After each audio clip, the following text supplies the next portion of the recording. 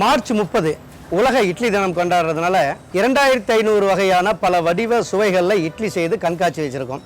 தமிழ்நாடு சமையல் கலை தொழிலாளிகள் முன்னேற்ற சங்கமும் தமிழ் மையம் இணைந்து இன்றைக்கி பாரிஸ் கார்னரில் இந்த நிகழ்ச்சியை செஞ்சிட்ருக்கோம். அந்த இட்லி இன்றைக்கி குழந்தைகள்லாம் பிடிக்கல, தோசை பர்கரு அப்படின்ட்டு போகிறாங்க.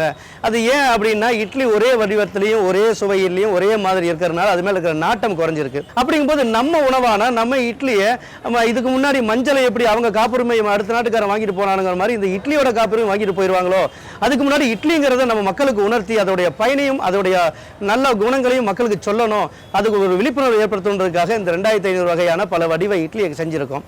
அரிசி உளுந்து இது மட்டும்தான் போட்டு செய்யணுங்கிறது அல்ல.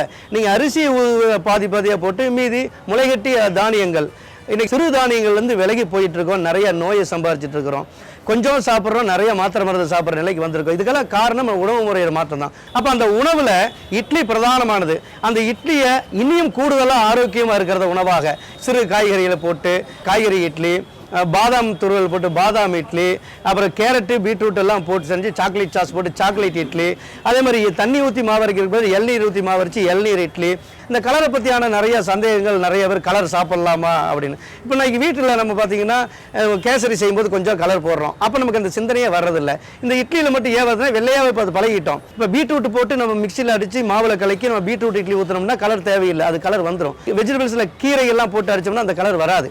அப்போ கொஞ்சம் லைட்டாக கொஞ்சம் கீரை அந்த பச்சை கலர் உடம்புக்கு நல்ல ஆரோக்கியமாக இருக்கக்கூடிய ISI முத்திரை குத்தின அந்த கலரை வாங்கி பயன்படுத்தி வீடுகளுக்கு விதவிதமாக செஞ்சு கொடுத்தா குழந்தைகளை விரும்பி சாப்பிடுவாங்க. இட்லிங்கிறது உன்னதமான உணவு, அதிலிருந்து நம்ம விலகி போயிடக்கூடாதுங்கிறத வலியுறுத்தி இந்த கண்காட்சி நடத்தியிருக்கோம்.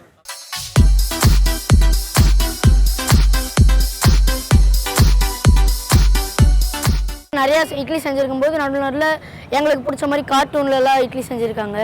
இதெல்லாம் எங்களுக்குள்ள ஒரு இட்லியில் இவ்வளோ பண்ண முடியுமான்னு ஒரு ஹாப்பினஸ் வருது. நாங்கள் இட்லிலாம் நிறையா சாப்பிட மாட்டோம், எங்களுக்கு பிடிச்சது தோசை தான். ஆனால் இப்போ நாங்கள் இதெல்லாம் பார்க்கும்போது இட்லி தான் நிறையா சாப்பிடணும் அப்படின்னு தோணுது. பார்த்தோன்னே ரொம்ப எக்ஸைட்டிங்காக இருந்தது. நிறைய வெரைட்டிஸ் இருக்குது. வீட்டில் போய் அம்மாட்ட இதே மாதிரி செஞ்சு கொடுக்கணும்னு சொல்லணும் அப்படின்னு தோணும்.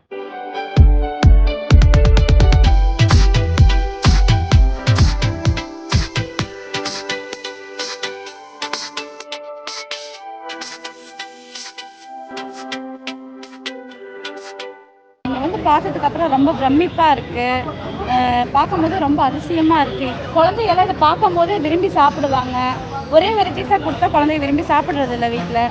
ஆனால் இதெல்லாம் இதுக்கப்புறம் எல்லா பேரண்ட்ஸுமே இப்படி குழந்தைகளுக்கு விதவிதமாக செஞ்சு கொடுக்கணும்னு சொல்லி எல்லா பேரண்ட்ஸுமே ரொம்ப ஆசைப்படுவாங்க.